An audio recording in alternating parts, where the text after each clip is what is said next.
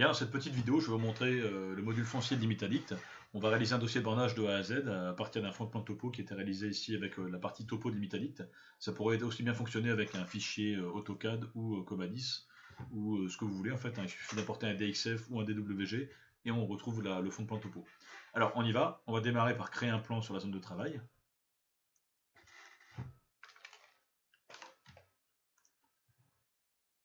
Voilà. On l'appelle plan de bornage. On donne une échelle. Directement, on va venir importer la planche cadastrale et appliquer la charte graphique du cabinet. Donc on la télécharge directement via cette application intégrée à Limitaddict. Ici on est à l'IDER. Voilà. Section AY. Donc Limitaddict télécharge et dézip directement le fichier tar BZ2 et l'intègre automatiquement au dossier courant. Il va également appliquer la charte graphique. Donc Limitaddict en fait est entièrement paramétrable. On le paramètre au début au niveau de l'installation et après il va directement venir coller à ce que vous faites en termes de rendu graphique. On va paramétrer les polices d'écriture, les tailles des textes, les couleurs, la symbologie pour la partie codification, et puis on récupère du coup directement un logiciel paramétré. Ça permet de gagner beaucoup en productivité. Et d'avoir aussi une uniformisation du rendu au sein du même cabinet. Donc là, automatiquement, il me ventile les éléments et il me remet proprement, mettons le nom des sections devant, enfin, il me fait un traitement de la donnée propre. Alors c'est vraiment une donnée parcellaire propre, hein, quand je vais sur gestion de parcelle, j'ai bien une parcelle cadastrale avec des attributs. On est vraiment sur de la base de données et sur du logiciel métier objet en fait. On vient cliquer ensuite sur bâtiment, on vient supprimer automatiquement les bâtiments chevauchés au bâtiment levé. Ensuite, on va importer les propriétaires via l'import SPDC, on fait une clôture sur la zone de travail, et Limitaddict s'occupe de récupérer la donnée sur SPDC et de créer les comptes de propriété. Donc c'est extrêmement rapide. Il déconnecte proprement du SPDC pour éviter d'être déconnecté pendant un quart d'heure. Et automatiquement, il vient vous traiter la donnée propriétaire sur le plan. Donc il regroupe automatiquement les indivisaires, les personnes mariées, vous fait une analyse des personnes physiques et vous réécrit proprement les noms, adresses et l'écriture proprement des personnes physiques. Ensuite, on vient bouger les textes de propriétaires pour les remettre dans le plan. Voilà. La gestion des rues est pareil, ça se fait via un outil en fait de gestion de voirie. Donc on a toujours ce petit bouton ici qui vient modifier n'importe quel objet Limitaddict. Hein. Donc ici on a bien une rue avec un statut juridique, un nom, une position. C'est vraiment un mini SIG de voirie qui est fourni avec Limitaddict et qui est directement créé à partir de la base cadastrale. Alors, tout est éditable évidemment, on peut changer s'il y a des erreurs hein, au niveau du SPDC ou du nom des rues. Ensuite, ce qu'on vient faire, c'est on vient faire ici un masque de visibilité. On fait amorce cadastrale et on vient créer en fait un masque de visibilité pour découper le cadastre à l'endroit où on se trouve. Donc on ne supprime pas de données, on vient juste appliquer un masque sur l'ensemble des données existantes. Une fois qu'on a fait ça, on peut utiliser le module de construction ici pour se créer des éléments d'appui et procéder à la création de ce qu'on appellera une masse ici, hein, la masse étant en fait la limite de propriété. Donc voilà, je vais donner la direction de l'axe de mon mur. Ici, pareil, je peux avoir des outils qui m'aident à créer des divisions, on fera ça tout à l'heure. Hein. Une fois que j'ai fait ça, je viens directement créer ma masse. Donc la masse, en gros, c'est la limite de propriété. Il y a plein de moyens de créer des masses dans Limitaddict. On va faire ici un contour fermé, on va faire de l'arpentage. On va démarrer au point PL1 et on vient directement mettre des lettres en sommet pour les sommets de la masse. Contour fermé, on y va. On vient faire directement la saisie sur le plan du contour. Alors, Limitaddict propose de faire des masses ouvertes, fermées, en mode digit, en mode inondation et aussi en récupération d'éléments existants AutoCAD. Donc une fois qu'on a fait ça, il vient automatiquement vous créer votre masse avec les sommets, il vient déplacer les textes qui sont en chevauchement, on va nommer cette masse périmètre, ici, parce que c'est le bornage du périmètre qui est effectué. Tout est entièrement personnalisable, on peut changer toutes les couleurs, les polices d'écriture, est-ce qu'elle a cerclé un texte ou pas, enfin voilà. Il y a vraiment tout ce qu'il faut pour personnaliser complètement l'application. Tout est interactif, hein. Si je viens éditer la masse, je peux ici rajouter un sommet ou en enlever, ça vient automatiquement remettre à jour les surfaces, les textes et ainsi de suite. Hein. C'est vraiment entièrement interactif. Donc là, l'historique permet de revenir en arrière. Je viens supprimer ici les éléments qui ne m'intéressent pas, les éléments de construction. Je viens ensuite modifier ma masse, hein, si je veux changer graphiquement le rendu, je peux venir ici sur aspect graphique, passer en aplat, en liseré, enlever le remplissage, gérer les côtés de manière différente également, hein, si je veux faire ici mettre un côté en tireté par exemple, et puis mettre le reste avec un autre type d'écriture, hein. On peut faire un autre type de trait, pardon. Je peux faire ici un côté de masse en fonction des caractéristiques juridiques de mon bornage. Une fois que j'ai fait ça, je viens directement sur la partie gestion des sommets, et on vient définir les sommets. Donc ici, il y a toute une série d'onglets qui permettent de définir proprement les sommets.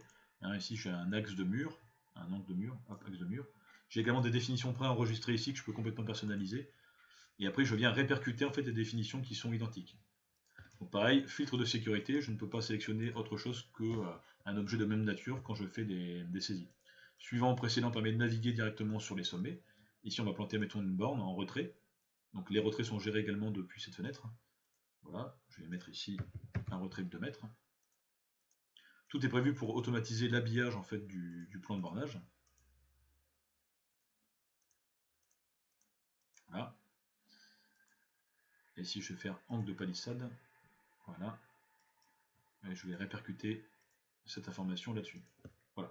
Donc en fait, il y a vraiment tous les outils qui vont bien pour personnaliser complètement le tracé. Une fois qu'on a fait ça, on va venir avec le module foncier, créer ici directement des points de rattachement sur les bâtis. Voilà. Je vais numéroter avec des chiffres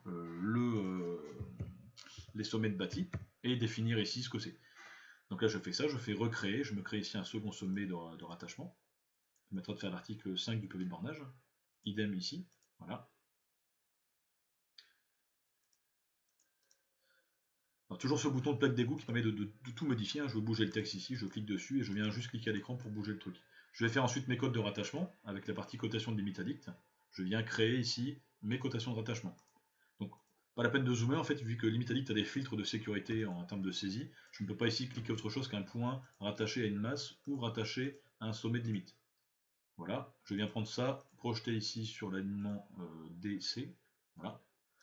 Les cotations sont entièrement paramétrables, on peut ici changer la position de la cotation, changer son aspect graphique, hein, ici mettre une symbologie différente, gérer la taille des blocs, hein. Vraiment tout est prévu pour automatiser cette partie-là.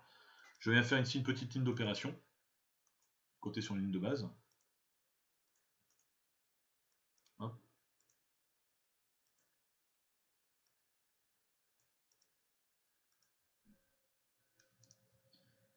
Et après je peux venir ici modéliser, bouger mes cotations s'il y a besoin. Donc voilà, je peux faire un truc comme ça. Ici, pareil, voilà.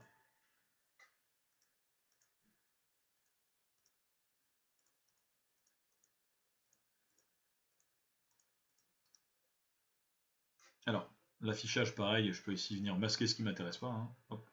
Je peux masquer les textes d'altitude si besoin ou les rafficher. Il y a des filtres de sélection partout pour habiller un petit peu le plan. Je vais faire un tableau de sommet de coordonnées avec ici la partie sommet de limite. Je viens mettre le tableau avec les XY. Je sélectionne ma masse et il me fait automatiquement un tableau avec la définition des sommets. Je vais faire la même chose ici. Je vais faire un nouveau tableau ici avec la définition des sommets de rattachement. Donc pareil, tout est présélectionné, tout est préenregistré pour gagner du temps. Donc je vais faire une sélection libre des PL, je prends celui-là. Vous voyez, je ne zoome pas en fait, puisqu'il y a déjà des filtres de sélection, je ne peux pas prendre autre chose que des sommets de rattachement ici. Hop, donc point de rétablissement. Voilà. Ensuite, on va venir décrire ce qu'il y a le long des limites de propriété avec le module signe d'appartenance. On vient ici créer directement des éléments le long des limites. Donc je vais faire une sélection par clôture et je veux dire que ici, le long de ce mur, il y a, enfin le long de ce segment, il y a un mur ici mitoyen et que ce mur concerne ici les deux parcelles. Donc je viens cliquer sur les parcelles. En fait, en réalisant ce plan, je suis déjà en train de créer mon PV de bornage et mes pièces administratives. Donc là, je dis qu'il y a un mur mitoyen, je fais plus pour ajouter un nouvel élément, je le duplique, et je dis qu'il y a une haie aussi également qui est privative, et qui concerne ici simplement la parcelle du haut. Voilà, automatiquement il me fait ce truc-là. Je peux ensuite générer un texte dans le plan, automatiquement, ça me reprend directement les définitions choisies, et ça va placer le texte sur le plan. Vous voyez, il me fait une phrase bien propre là-dessus, qui est entièrement paramétrable aussi. Ensuite, j'ai un système de gestion d'archives ici, qui permet d'importer directement des fichiers d'archives. On va ici importer un fichier PDF par exemple. Hop. Alors c'est pas un PDF qui concerne vraiment ce dossier-là, c'est pour vous montrer un petit peu les possibilités. Je vais insérer mon PDF dans le plan.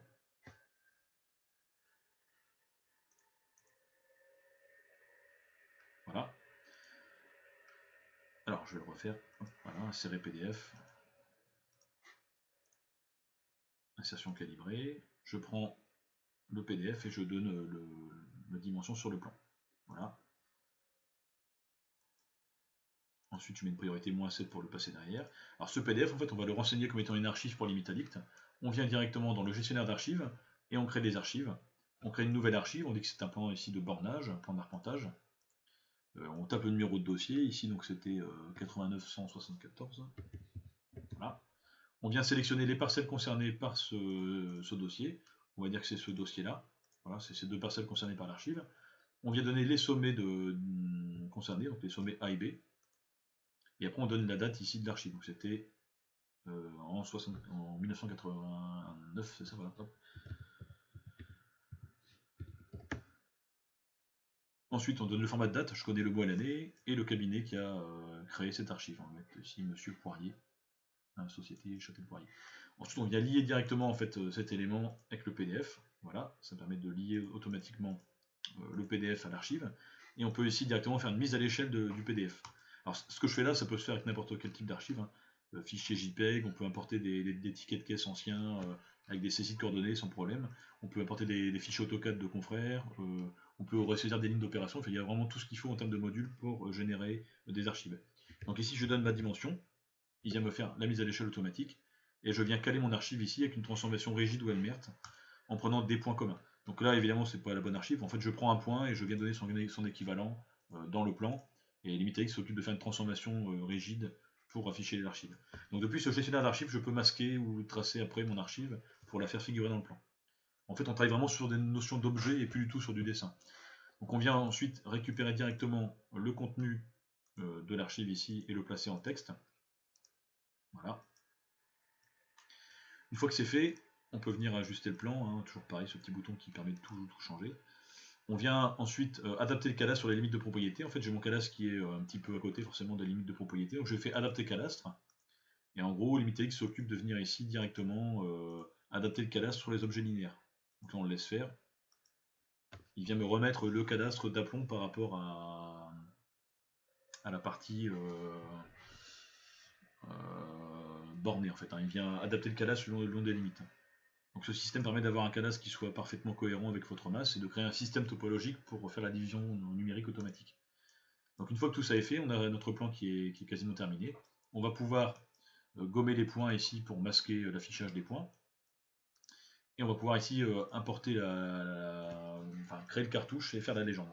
Donc la légende, on vient la faire ici. Sélection. On sélectionne les éléments qui nous intéressent. Donc ici, je prends une limite de propriété, je prends des parcelles et des textes, et il vient me faire une légende automatique.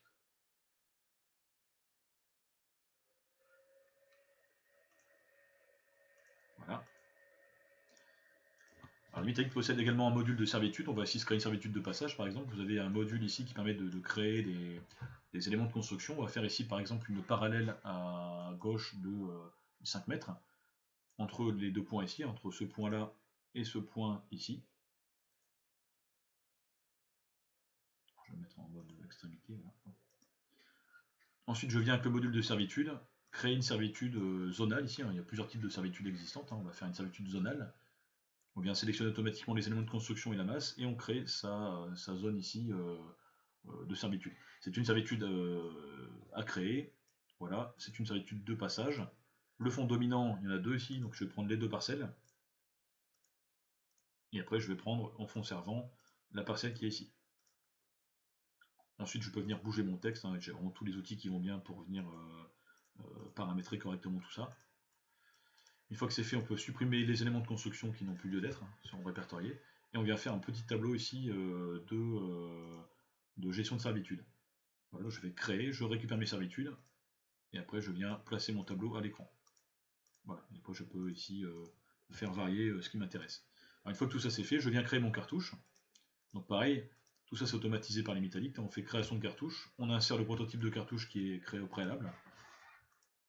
Donc pareil, moi je propose de créer tous ces cartouches et de faire le paramétrage de l'application dans le cadre de la formation en fait, qui est attenante à l'Imitadix.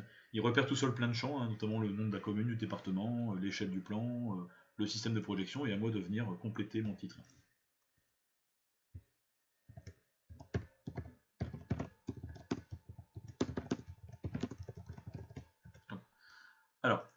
Une fois qu'on a fait tout ça, on peut venir sauvegarder l'affichage du plan pour lier les éléments de l'écran au plan de bornage. Ça permet d'avoir plusieurs plans dans la même base, on appelle ça les domaines dans les métallites. Voilà, en gros, ce système-là permet de figer l'affichage et si on veut tracer, mettons, tous les éléments de la base, on se retrouve avec tous les éléments de la base, mais quand on fera un retracé plan, on va avoir ici lié les éléments qui nous intéressent au plan de bornage. Ça permet d'avoir une gestion intelligente des plans et puis une gestion de la donnée propriétaire.